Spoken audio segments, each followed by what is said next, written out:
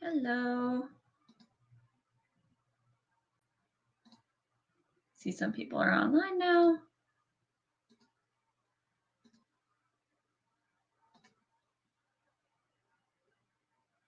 Good morning. Or good afternoon.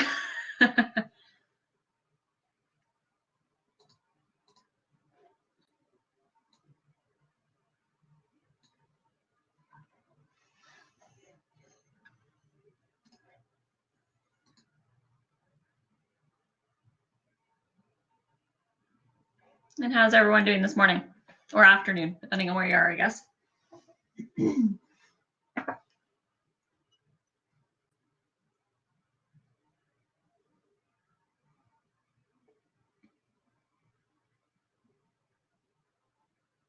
Awesome.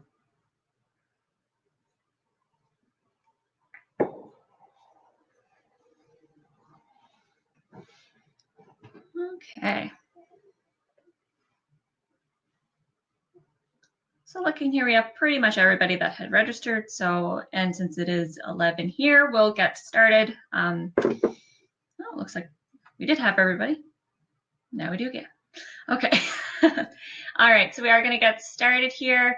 We're going to go through the basics as per every single session, and then we'll get into the content. So welcome today. So before we get started, we are going to go over this slide again here. So the presentation you're about to view is the intellectual property of the Department of National Defense, and any reproduction or retransmission of the slides contained in this presentation is strictly forbidden. Some of the topics discussed in this webinar may be of a sensitive nature and not appropriate for children. We do ask for parental discretion. So today's topic is cannabis, so just keep that in mind if you do have children near you. Please understand that people's stories are theirs alone to tell, and anything that is shared by participants in this webinar, either on the camera or in the chat, is not to be discussed outside of the webinar. And this webinar is being recorded and will be available for viewing later on calfconnection.ca. Though active participation is definitely encouraged, you may simply follow along without using the chat or the video microphone functions if you prefer. Okay. So as I do with every session, I do keep off the mics and the camera functions for the participants just till the end during question period. If you want to ask a specific question verbally, then just ask me for your mic and I will turn that on for you. That's just so that we're not all talking at once or somebody forgets to turn off their mic and we can hear everything going on in the background. Okay. Just reading some people's greetings. So, all right, so we're going to get into that first poll that we do, which is asking you what your affiliation is with the CAF community. So you're going to see that show up. So we're going to ask if you're a serving member, a veteran, a family member, a civilian employee, or other.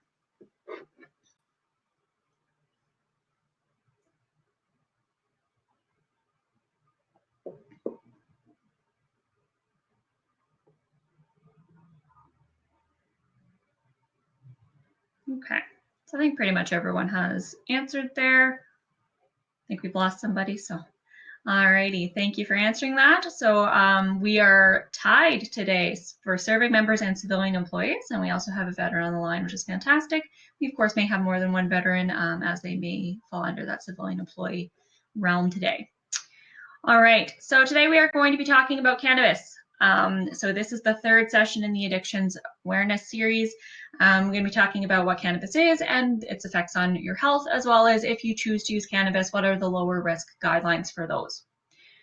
So just before we get started,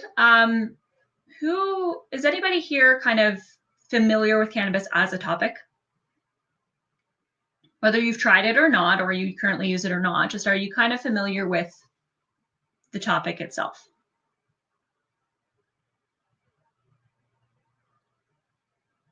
Okay, so we're getting a lot of yeses, couple somewhat, and not very. All right. So for some of you, some of this may be, common knowledge that you already know. For others, this is going to potentially be brand new information. So for those who are, kind of experts, if you want to jump in at any time, feel free. And for those who are learning, welcome. Okay. So for anybody that is new, I don't know if we do have anybody new. I recognize a lot of names this time around. My name is Lisa. I'm the health promotion specialist at Four Wing Cold Lake. So when I say good morning, it's because we're still morning over here. Hopefully your weather is all great where you are. Right now we are kind of cloudy. It looks like it might rain. I don't know. It's not supposed to rain today, so I'm hoping it doesn't. Where are we all joining from? What cities and or provinces?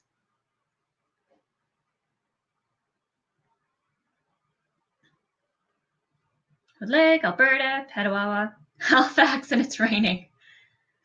Winnipeg, Montreal, cloudy in Petawawa, Borden. Okay. Well, welcome from all over the country. Okay, so first we're going to get into what is cannabis. So this is just the basic information here. So cannabis is a green or tobacco-like substance that's derived from the dried flowers, fruiting tops, and leaves of the plant Cannabis sativa. There is over 100 cannabinoids in the plant. They're the chemical compounds, essentially. So the two that we are most aware of is THC and CBD. I'm not even going to try to pronounce the scientific names for those. Normally when I'm in a class of people, I tend to butcher them pretty badly. So these chemicals are made and stored in the plant's trichomes, which are the tiny clear hairs that stick out from the flowers and leaves of the plant. When they are consumed, the cannabinoids essentially bind to our cell receptors and change the way that these cells communicate with each other. Another one that you may kind of have heard of, not a cannabinoid, but is called terpenes. So terpenes are the chemicals that are also stored in those trichomes, and they're what give cannabis its distinctive smell. So if you've ever been to a cannabis store, some of them, I know Nova Scotia specifically, because we actually went on a field trip to the cannabis store when we were being taught the addiction section, just to kind of have an understanding of what was being sold. And you can actually smell the different cannabis that is available, so you can smell the different terpenes and stuff too. So the last note there, of course, as I already mentioned, is that this does affect neurotransmitter receptors in our brain and body. So when we look at THC versus CBD, so THC is that mood altering option, well, mood altering. It's the most researched cannabinoid, and it's responsible for a high-end intoxication that you may receive when you consume cannabis. You can see that there may be some therapeutic effects, although there's also quite a few harmful effects, and the harmful effects may actually be greater than those therapeutic effects. So it has been used medically for pain relief, as an anti-nausea, sleep aid, anti-anxiety, or muscle spasticity, but the efficacy hasn't been fully proven. So they need to do more research in order for us to say, yes, it is really effective for X, Y, and Z. Okay.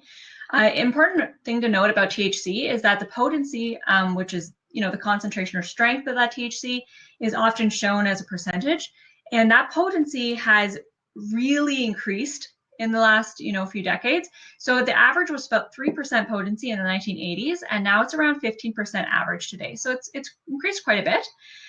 Some strains though can have up to 30% THC.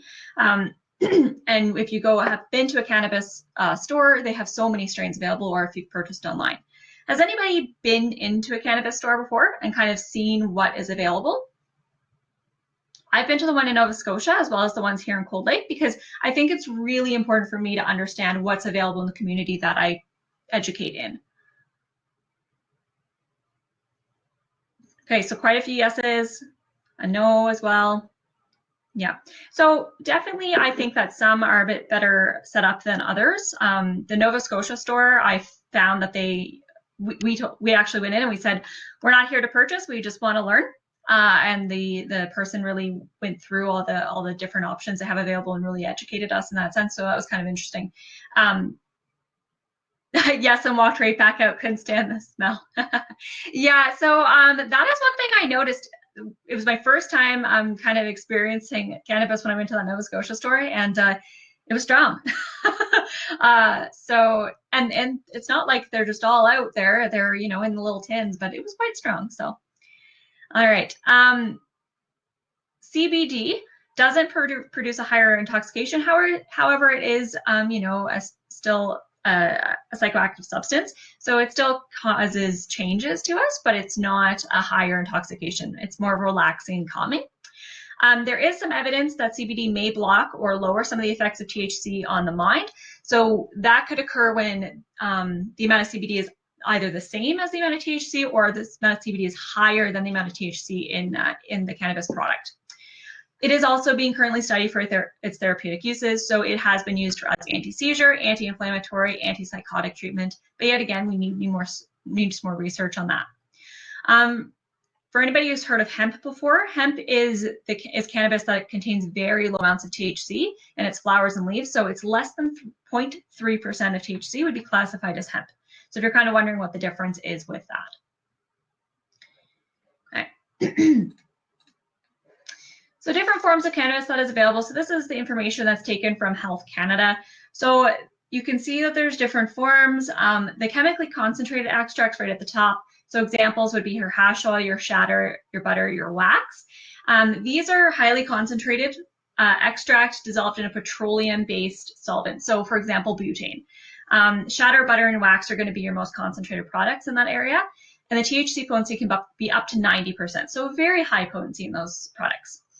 Your physically concentrated extracts such as hash or kief would be where your loose trichomes, which remember those are those clear tiny hairs, or pressed resin from the cannabis plant. And that's up to 60% THC potency. Your fresh or dried herbal material, which I think a lot of people are very familiar with, would be your flowers and leaves from the cannabis plant, which now can be up to 30%. Cannabis oil, cannabis extract dissolved in oil, and can be used to make other forms, example, edibles, says up to 3%. I did recently go on the Alberta website just to kind of see, and I know that some of them are kind of a little higher. However, Alberta has changed from percentage to milligrams as well, so you have to do some conversions when you're looking at them. Edibles as well are your foods and drinks containing extracts of cannabis. So, you know, your brownies, your butter, your cookies, whatever really you bake and you add cannabis to it. And then your tinctures and sprays, cannabis extract dissolved in a solvent, often alcohol, and can be used to make other forms. So your edibles and your tinctures and sprays are going to vary in their THC potency because it's really going to depend on how much you add to it. Okay, tinctures and sprays, if you're purchasing them, same thing, they're going to vary depending on you know, the purpose behind it or the company that's making it. Most of these products do come from, or they're made from using the flowers and leaves of the cannabis plant. And then as you see, depending on how they're made, they're going to really range in that potency. So it's really important to when you're choosing a cannabis product to also be looking at that potency level versus just kind of grabbing something that you don't mind the smell of it, right? We want to make our decisions a little bit better than that. So cannabis legalization. Anybody remember the day that it was legalized in Canada?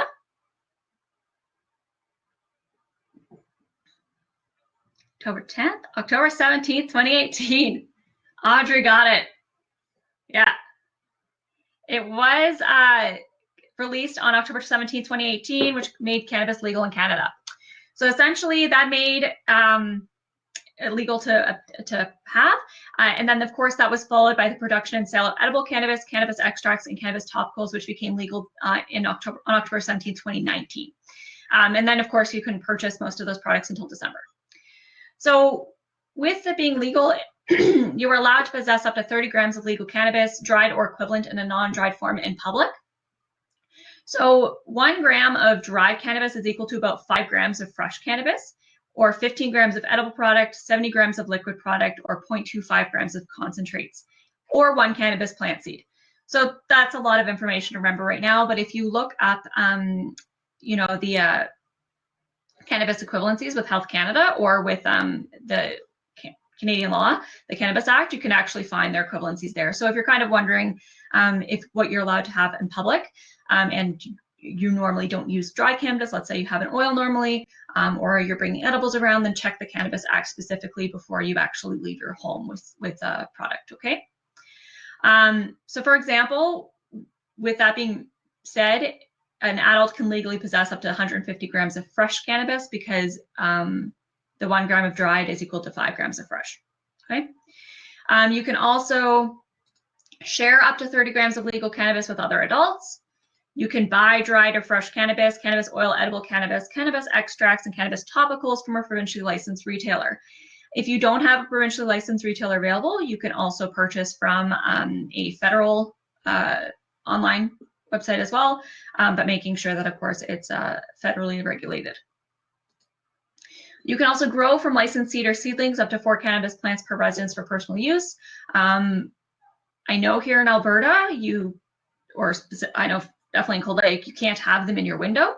So I would just be making sure what the laws are in your province or municipality, because you don't want to be breaking them without knowing. Can't Manitoba at all. Okay. Yeah, so that's the thing. These are the federal laws. Provinces and potentially municipalities are also going to have different laws. So you really need to know what's going on in your different areas. So last point here before I kind of go in a bit more into that provincial municipal thing is you can make cannabis products such as food or drinks at home as long as organic solvents are not used to create concentrated products. Okay, so you could make your edible products before it technically became legal on October 17th, 2018 for your own consumption. Now, each province and territory does have its own rules for cannabis, including the legal minimum age, so 18 or 19 generally, where you may buy it and where you may use it, as well as how much you may possess. So I believe BC has some different laws regarding how much you actually can possess as in total at your home. You also may have differences on where you can purchase it, how many cannabis outlets can potentially be in your city or town. I don't know if there's a regulation in Cold Lake about how many cannabis stores, because I think we have 4 or 5 already. So it's quite a bit for us. So just kind of keep that in mind. And municipalities can also pass bylaws to regulate the use of cannabis locally. So for example, here they can't just use cannabis in a public area. They have to use it in a private residence or private property. They can't just be walking down the street or what have you. I know in Halifax you have to use it in a smoking area, because they've changed the laws actually recently with the smoking areas too in just the city of Halifax. So you can't use it just walking down the street either. So that's important to note, especially if you happen to be co-posted. If you currently grow cannabis plants or you use cannabis, make sure you understand the laws in both the province and the municipality that you're going to. Okay, so Tammy's mentioning that stores can't be within a certain distance from schools and from each other. So yeah, there is some. I just don't think doesn't appear to be a limit on the number of stores per capita in Alberta, at least, or in Cold Lake. Okay, so regulations for new products. So when we look specifically at the new products that were made available, legal in October, but then made available in December. Okay, yeah, so Anthony has a couple comments here. So yeah, some people definitely have very strong opinions about cannabis, for sure, because it was illegal for so long, and some people don't, they've never used it, or they were raised believing it was really bad, or they just, same like alcohol, they don't think it's a good thing, and that's perfectly fine. There's harms of involved with it, but it's kind of it's similar. The way that we educate is similar to other things, is that you know your harms and reduce your risk by using sensibly and responsibly. We're not here to judge you whether you use it or not. Same thing as if you were to use alcohol, I'm not going to say don't use alcohol. I'm just going to say please use responsibly. Same as here. Okay. So those regulations on those used products specifically, you can have a maximum of 10 milligrams of THC per package of edible cannabis. So when you look at your package of gummies, there'd be a maximum of 10 milligrams per that package of gummies. When we look at cannabis extracts, maximum of 10 milligrams of THC per unit. So if it's a capsule, for example, or the dispensed amount of ingested cannabis extract, and you have a maximum of 1,000 milligrams of THC per package of cannabis extract. So let's say you have a package of cannabis extract capsules. It'd be a maximum of 10 milligrams per capsule, and then a maximum of 1,000 milligrams per that package. Okay. There's also a maximum of 1,000 milligrams of THC per package of a cannabis topical. Okay. So how's cannabis used? So I'm going to bring that back to you. Just write in the chat about the different ways that you know cannabis is used.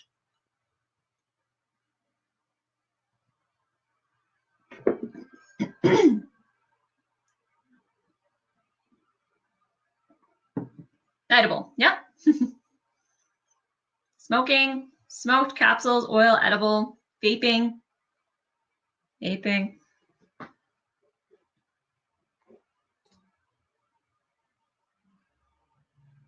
smoke, edible, oil, bong, yep. Okay, all right. So we're going to take a look at the different ways that that you can use cannabis, the method, specifically the time to effect, as well as the time that those effects may last, and some health. So bong would be like a water pipe or a hookah. So we'll actually take a look at that as well, which is our next slide. So it's under the smoking method. So you have your joints, your pipes, or your blunts, which is your material from the plant is burned and the smoke is inhaled, or you have your water pipes or your bongs, which the smoke is through the water before it's inhaled. So time to effect is seconds to minutes, and those effects can last from 6 to 24 hours. So the way the effects last is going to depend, of course, on how often you consume cannabis. You know, if it's your first time or if you're a regular user, the concentration of that cannabis product or strength of the cannabis product. And then, of course, your individual body composition as well. So we're going to take a look about those effects in a little bit as well. Your health, so smoke of any kind does irritate the lungs and contains carcinogens. So regardless of if you're smoking cannabis or if you're smoking tobacco, there are still carcinogens in the smoke that you're inhaling, okay? Smoking around others exposes them to secondhand smoke. So please keep that in mind if you're choosing to smoke cannabis, that you don't want to be smoking around other people that are not choosing to smoke cannabis themselves.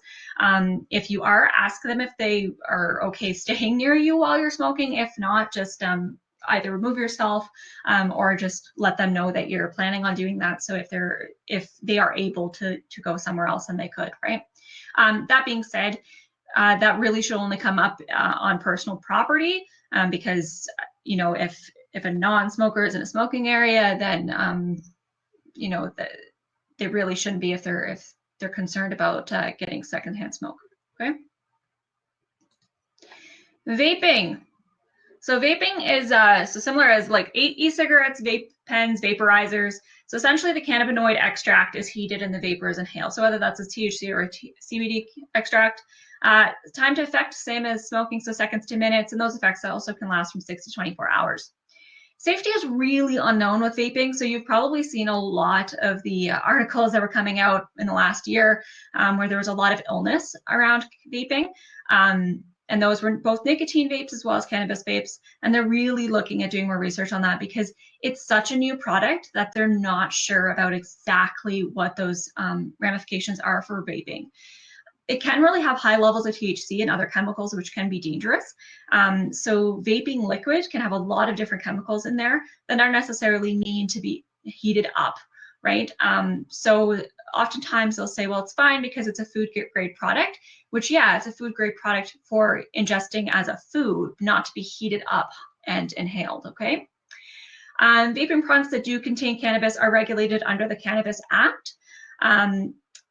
However, oftentimes vaping products containing cannabis that are available through the illegal market in Canada aren't subject to any controls or oversight. So those may pose additional risk to health and safety. So if you're choosing to use a vaping product, you do want to make sure that you're purchasing from a regulated supplier versus from the black market, essentially.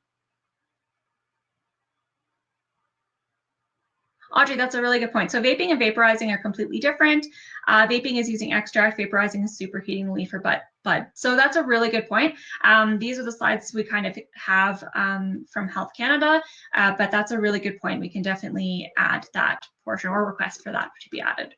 Thank you, Audrey. Edibles. So those are cannabis infused food or drink. So your cannabinoid extract is added to food or drinks to be ingested. So, you know, your brownies are a really common one. I think most people know about pop brownies. Cookies as well. It comes out in a lot of candies, so gummy bears. I know of quite a few people that have, you know, done CBD infused butter as well, and they've used that in their baking, or they've spread it on things. You can also do cannabis infused teas, sodas. I've seen some.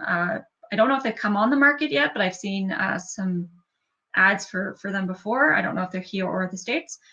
Time to effect is 30 minutes to 3 hours, so it takes a little longer to effect.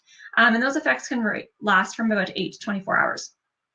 So things to keep in mind with edibles for your health is that the body really slowly digests edibles, similar to food, right? So it takes longer to feel those effects. So if you are choosing to use an edible, you want to wait before consuming additional edibles. So we want to use caution if we're having more than one serving. Oftentimes, because people aren't feeling the effects quick enough, they'll consume additional edible and feel those effects really, really strongly, and that can be kind of dangerous for them. So just kind of keep that in mind. With edibles, we want to start low and go slow. That's with everything, but really edibles, go very slowly, please. Dabbing is the last method we're going to cover here, and I don't believe anybody mentioned it. So that's hash, oil, dab, wax, or shatter. So remember those chemical or physical concentrations. So this is when you breathe in a very hot vapor from heating cannabis concentrate. Times to effect, again, seconds to minutes, and those effects can last 6 to 24 hours. There is very high potency with these, so it may contain 60 to 80% THC, so you really do need to keep that in mind with your health. Because when you have a stronger THC, it can have more harmful effects on your health than a lower strength product. Okay, so in the chat, let me know what some signs of cannabis use would be.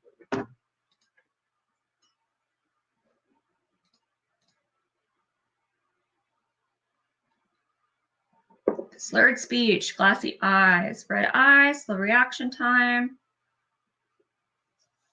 relaxed, giggly, memory loss, zoning out.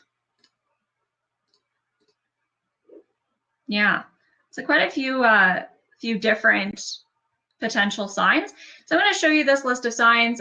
Some may be more common than others, and for some people, if some of these are kind of a person normally not on cannabis, don't necessarily say that they're on cannabis. You can just have a conversation with them and just kind of see. Smell, yeah, smells a big one too. So the odor of cannabis, pretty big giveaway probably that they've been using or at least been around it. Glassy or red eyes, unusual talkativeness, slow reaction, inattention, lethargy, unsteady gait, so walking a bit unsteadily, poor coordination, and potential anxiety. So yes, cannabis has been used by people for anxiety, but for other people, it can actually increase their anxiety. So it's really important that if you want to use cannabis for a medical reason, you really want to be talking to a healthcare practitioner before choosing to use it for that reason. So for example, if you're wanting to use it for anxiety, you want to be talking to a medical practitioner before you do it, because there's potential that when you take it, you could actually have an anxiety, increased anxiety when taking it. Acute effects are significant impairments in physical and mental functioning, which are often accompanied by changes in appearance and behavior, which may be easily perceived by the individual or observer. So these are acute effects generally. These normally only persist a few hours, varying from those 2 to 6 hours when it's inhaled, up to 12 hours when ingested.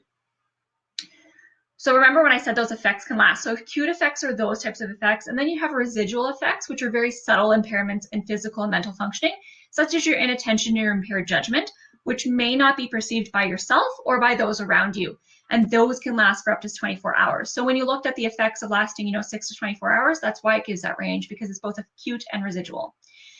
These are based on healthy casual users consuming a moderate dose. So if you are a frequent or heavy user, or you're consuming with alcohol or other drugs, then it can delay absorption or elimination. So those acute and residual effects could last quite a bit longer. Okay, so somebody's mentioning that they do have a friend that starts out calm, but then gets really anxious and paranoid if they take too much cannabis. So that's a really good thing to know, is that if you're able to take some, a small amount of cannabis and feel relaxed and calm, great. But going past that could potentially, for her friend, add that anxiety factor. So when we're looking at short-term effects of cannabis use, we have impaired memory, concentration, inability to focus and react quickly.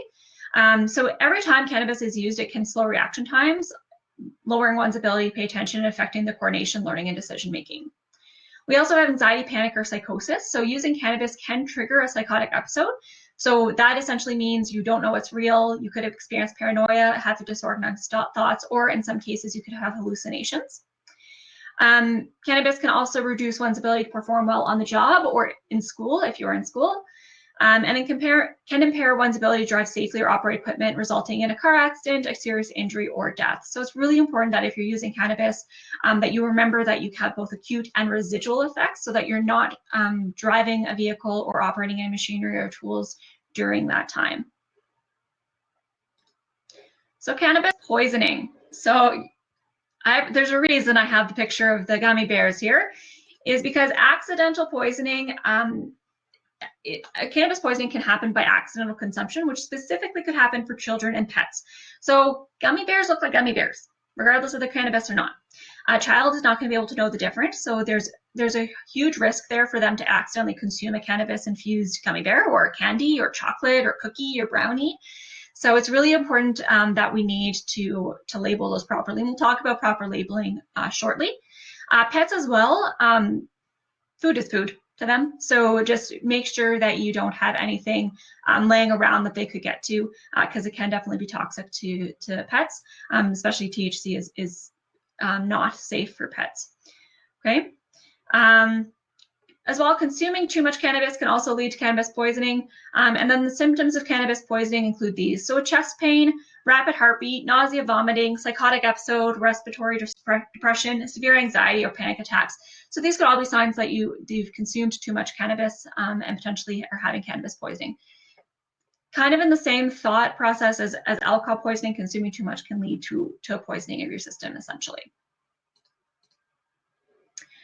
When we're looking at long-term health effects of cannabis use, you can have lung damage. So lung damage can occur as cannabis smoke contains many of the same or similar chemicals to tobacco smoke. So just because it's cannabis doesn't mean that your lungs are safe. You're still essentially inhaling those dangerous chemicals. Using cannabis regularly and continuously over time can increase risk for anxiety, depression, psychosis, and schizophrenia. So it does affect our mental health. And it is estimated that 1 out of 11 of those who use cannabis in their lifetime will become addicted.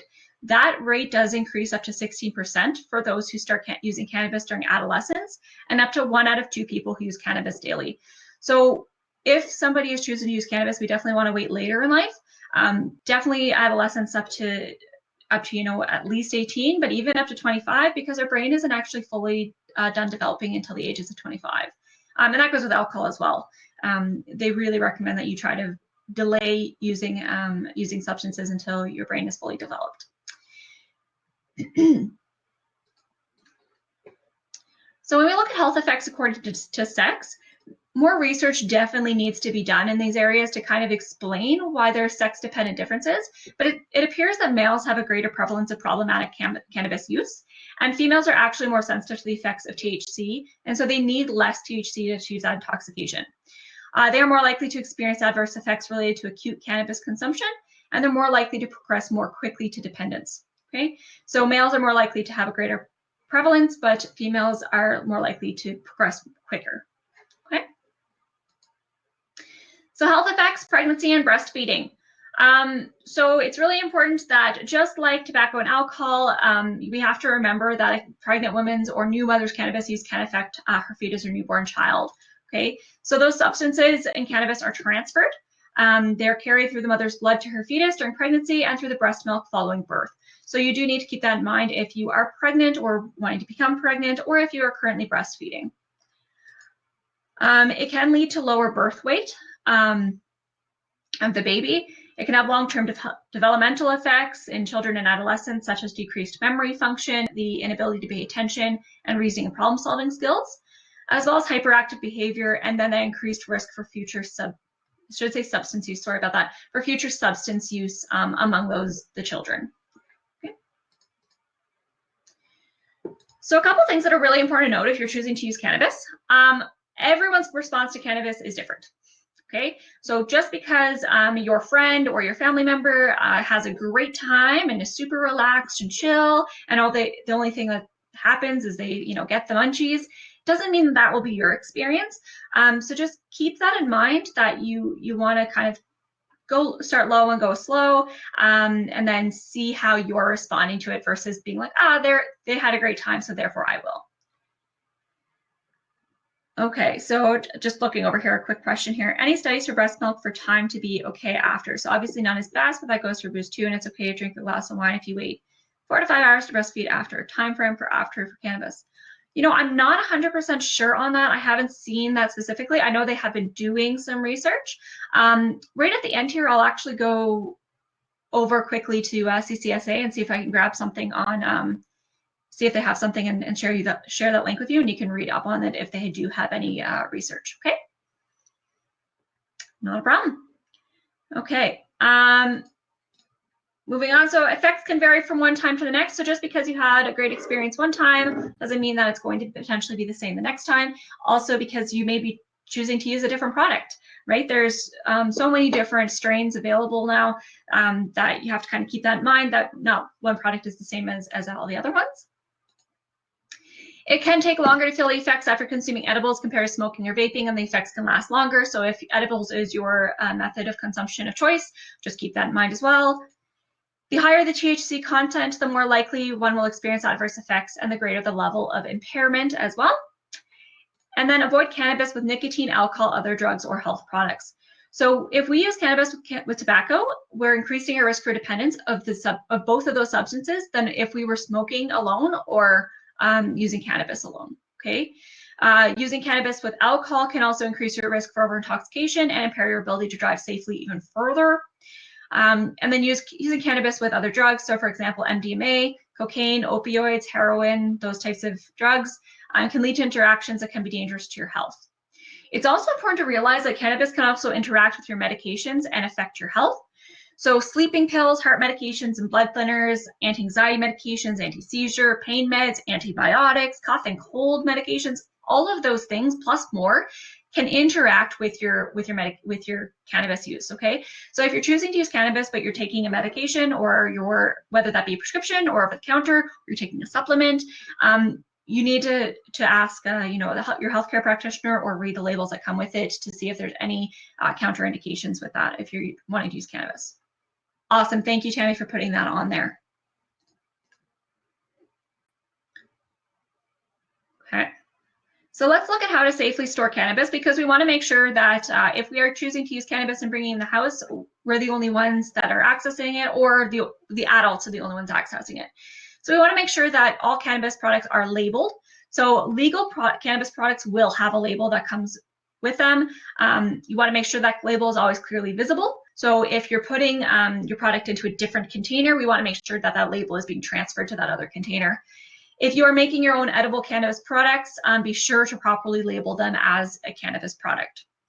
You want to store in child-safe containers. So all legal cannabis products will come in a child-resistant package. So much like any medication that you get is going to come in a child-resistant package. We want to make sure that they are properly resealed after you use them. And then we could potentially consider also investing in a lockbox. So if you have older children that are obviously able to open a child-resistant package, then a lockbox might be a suitable situation for you, where you can put your cannabis products so that your children or your teenagers cannot access that. And then, of course, keep out of reach and sight of children and pets. We want to make sure we properly store them and dispose of them in a place that isn't easily visible or accessible. So, for example, if your dog is, if you have a dog and they are known to get into the garbage, then you should be bringing it all the way outside, disposing it in the garbage outside, versus having your dog potentially getting into the garbage when you're at work.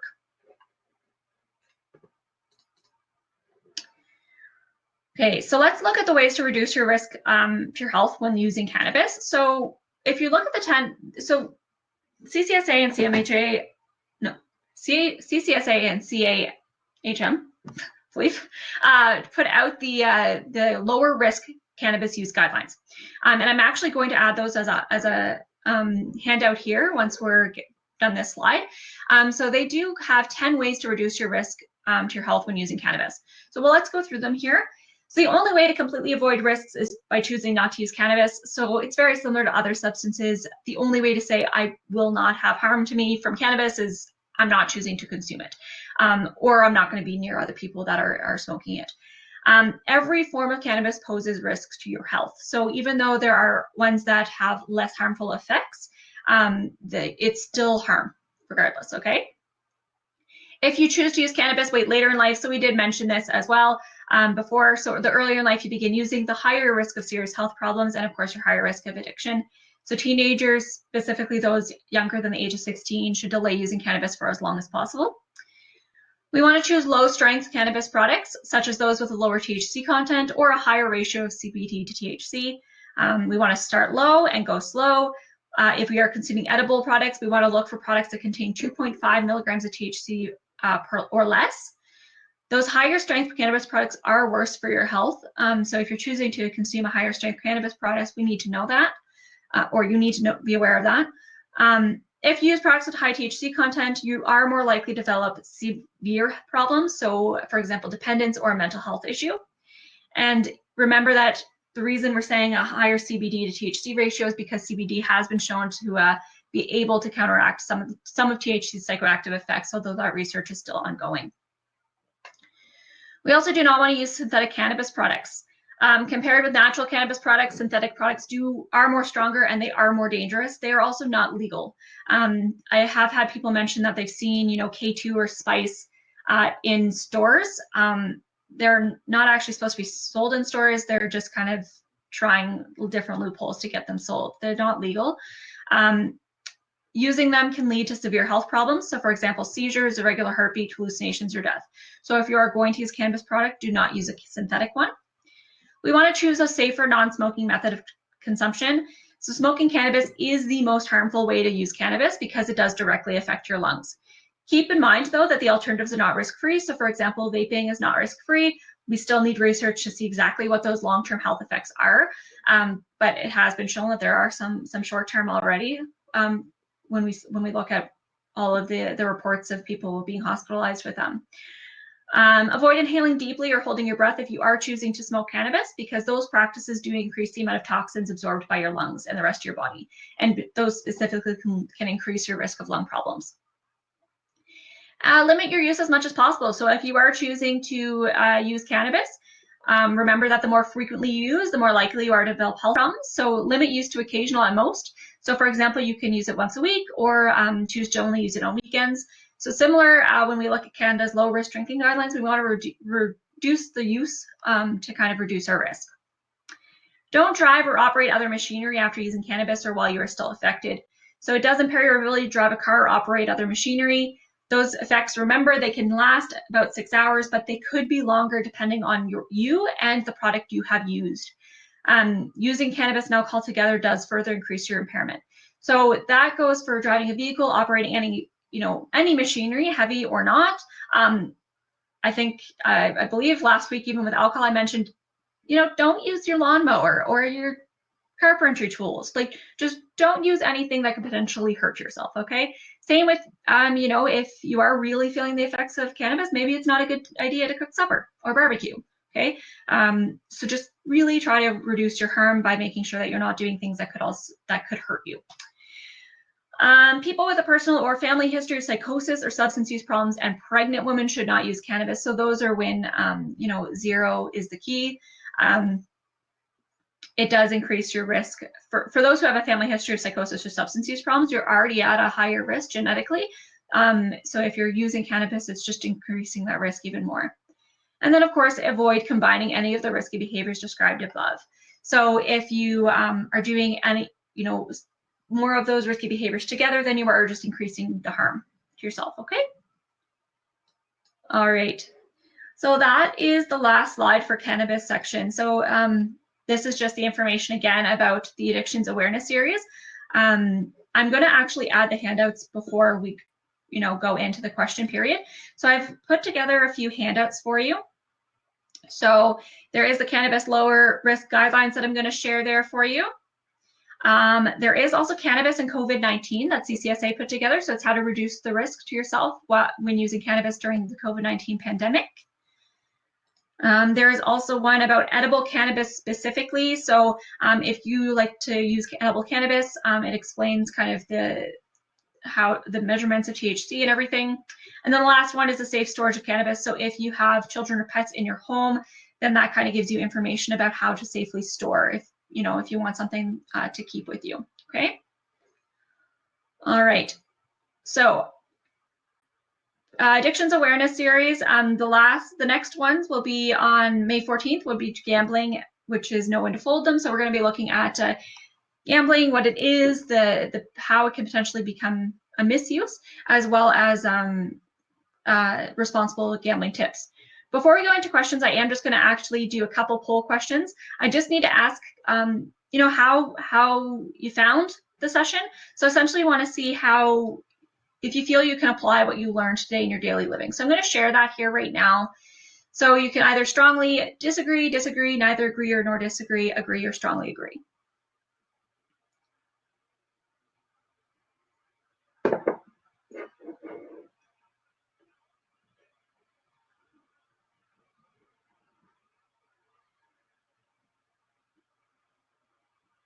Okay. And just one more poll question is we just want to ask, how satisfied are you with the Demio platform? So this is the platform that we use for our webinars, and we just want to see how people are finding it, because that kind of just lets us know if it's something that's working, given our, you know, limitations at the time, at this time. Awesome, perfect. So most people are good with Demio, which is great, and most people have found that they could apply what they've learned today, so that's fantastic. All right. So I'm just going to put this slide up again, just looking at the resources. So the resources are available to you. And at this time, I can take questions if you have any questions, and I'll actually just grab that link for the next webinar for you to sign up if you are interested, if you haven't done so already. So if you have any questions, let me know. Just type that in the chat. If you want to voice them verbally, just ask me for your mic.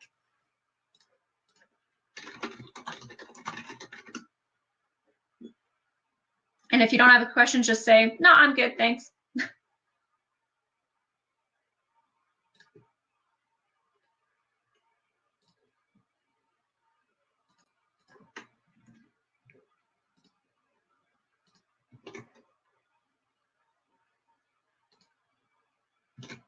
Here is the Demio link for the next section. Okay, so kind of hoping that this webinar would provide tools, resources to deal with an addiction dependency of marijuana. Do you have anything like that? So if you're having issues with dependency to cannabis, then you want to be talking to addiction. So you can either talk to mental health at your base or wing, or you can call an addictions hotline or phone number. I'm just trying to see quickly if I can grab one for you. Sorry, I should have that right away. Let me see here.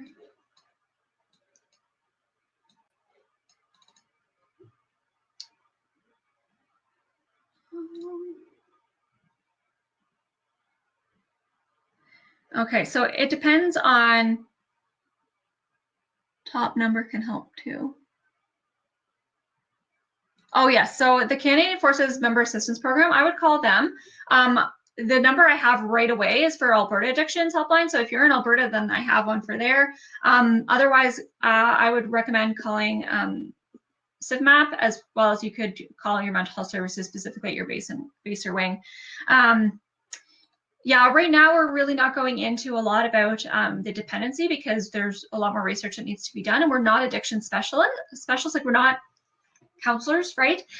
So it is a lot better to really talk to an addictions counselor or specialist on that, if that's something that you're concerned about, either for yourself or for somebody else that you know.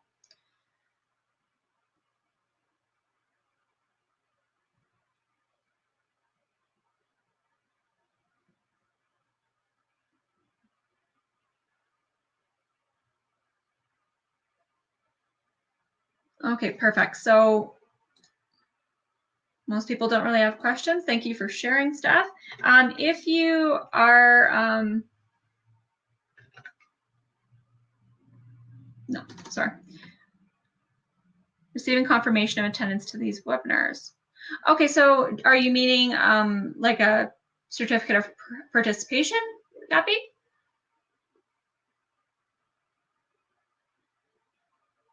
Okay, so if that's something that you're specifically looking for, we don't really put them out as blanket, but if it's something that you specifically want, especially if you're a military member that's looking for it for your chain of command, then just send an email and ask. So I'm just going to put, again, our specific Gmail, so the Forwarding Health Promotion Gmail.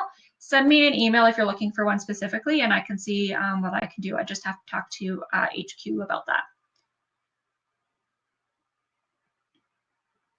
Because I know that some members have been looking for it for their chain of command. So there won't be a code attached to it, but could look at potentially if we could get a participation certificate.